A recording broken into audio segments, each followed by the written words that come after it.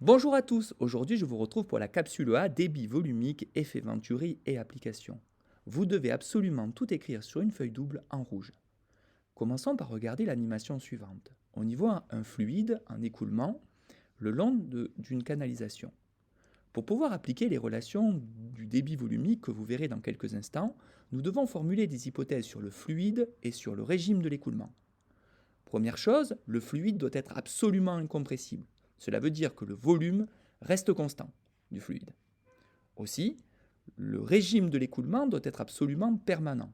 Ainsi, si nous analysons le long d'une canalisation, un petit peu déformée comme cela, la vitesse, la pression au cours du temps, on constate que la vitesse et la pression ne changent pas au cours du temps. Et ça, c'est ce qu'on appelle un régime permanent. Reprenons cela sur les diapositives et écrivons-le. Les hypothèses sur le fluide et l'écoulement sont: le fluide doit être incompressible, c'est-à-dire que le volume ne change pas, et il s'écoule en régime permanent, c'est-à-dire que la vitesse et la pression ont une valeur constante au cours du temps. Ainsi, nous pourrons appliquer le débit volumique. Lorsqu'un volume V de fluide s'écoule au travers d'une section, pendant une durée ΔT, le débit volumique est donné par la relation suivante.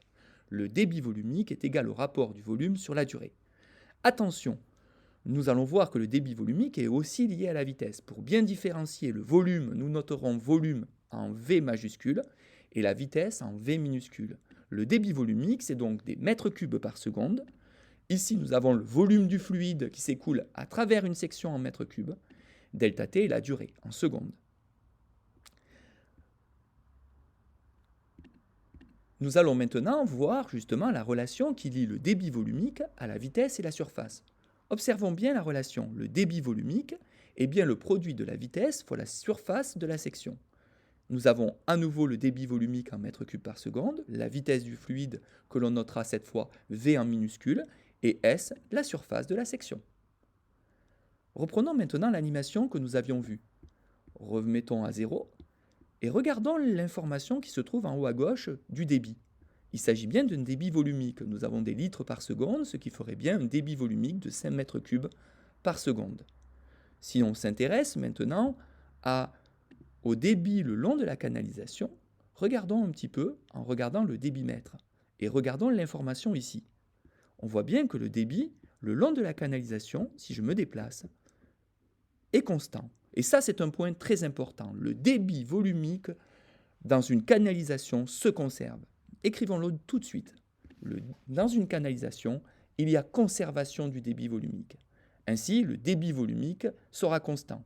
Si je prends une canalisation qui se rétrécit, par exemple, la vitesse au point A avec une section au point A, de surface au point A, on constate que pour qu'il y ait conservation, bien entendu, si la surface SB diminue, il faut de facto que la vitesse augmente. Et ça, c'est un résultat très important dans la mécanique des fluides.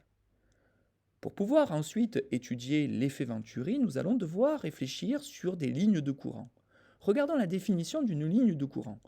Une ligne de courant correspond à la trajectoire des particules de fluide que l'on appelle donc ligne de courant. La ligne de courant est orientée dans le sens du mouvement, de même direction et même sens que la vitesse du fluide. Ainsi, si on devait dessiner la ligne de courant des particules de fluide le long de la canalisation, on constate ici que cela correspondrait à la ligne bleue. Par contre, la ligne de courant des particules de fluide en ce point suivrait une trajectoire de la façon suivante. Observons donc les lignes de courant à travers une canalisation qui se rétrécit.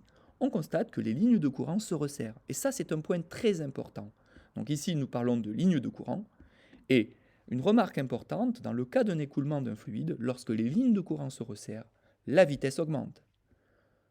Nous allons faire maintenant un rappel de première. L'expression de la force pressante est liée à la pression et à la surface. En effet, la force pressante, comme vous le savez, est le produit de la pression fois la surface. Ainsi, ça, c'est une force pressante, c'est en newton, la pression est en pascal et la surface en mètres carrés. Nous reprenons le modèle que vous avez certainement étudié en première. Ici, nous avons de l'air extérieur qui vient, par agitation moléculaire, vient tout simplement bombarder la fenêtre. Ainsi, il s'exerce sur la fenêtre une force pressante. Cette force pressante, évidemment, sera perpendiculaire à la fenêtre. De la même façon, de l'autre côté, l'air exerce une force pressante sur la fenêtre et nous aurons donc ici une modélisation par la force que l'on appelle la force qu'exerce l'air intérieur sur la fenêtre. Les deux forces, évidemment, ont même direction mais sens opposé et même valeur. Nous allons maintenant voir ce qu'est l'effet Venturi. Pour cela, je vous propose de regarder la situation, donc l'animation à nouveau. On remet tout à zéro et on va faire une canalisation qui va se rétrécir, comme je le fais maintenant. Et nous allons regarder dans un premier temps la vitesse en ce point et la vitesse dans ce rétrécissement. Observons évidemment que la vitesse augmente lorsqu'il y a un rétrécissement. C'est ce que nous avons déjà vu à l'instant avec la conservation du débit volumique. Mais un fait aussi intéressant, c'est la pression. On se met ici au même point de la vitesse précédente et on va maintenant étudier la pression en ce point. Observons. La pression, quant à elle, a diminué. C'est ça l'effet Venturi. Notons ensemble qu'est-ce que l'effet Venturi. Donc on reprend évidemment la situation. Vous pouvez dessiner, vous, proprement ce que j'ai observé ici. Et on constate donc, que l'effet Venturi, c'est lorsque la section d'un tube se resserre, on constate l'augmentation de la vitesse du fluide et une réduction de la pression d'un fluide. C'est ça l'effet Venturi. Et ça a des conséquences assez importantes. Je vais vous proposer de voir justement une application de l'effet Venturi, notamment ce qu'on appelle l'effet de sol pour une Formule 1. On imagine une Formule 1 avec une vitesse importante dans le référentiel terrestre. On imagine des lignes de courant de l'air ici qui viennent tout simplement passer sous le véhicule. Donc les lignes de courant, en passant sous le véhicule, se resserrent. La conséquence de cela, c'est que la vitesse augmente. Mais vous le savez, du coup, d'après l'effet Venturi, la pression diminue. Ainsi, la pression en ce point sera plus faible que la pression atmosphérique.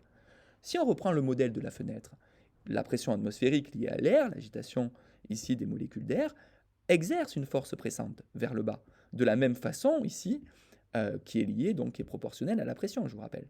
Or, comme la pression ici est plus faible, la force pressante qui s'exerce sur le véhicule, mais vers le haut cette fois, sera plus faible.